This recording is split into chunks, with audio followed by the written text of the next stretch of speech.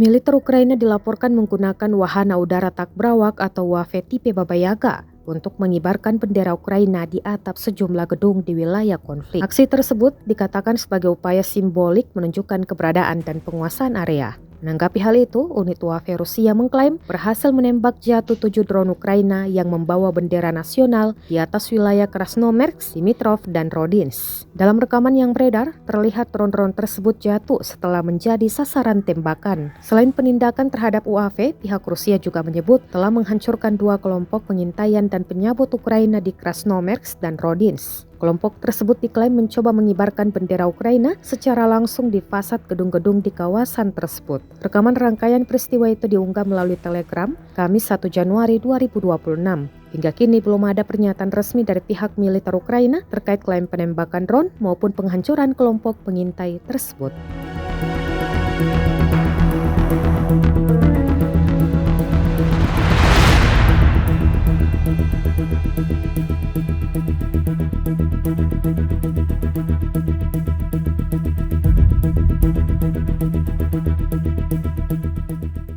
Download Tribun X sekarang, menghadirkan lokal menjadi Indonesia.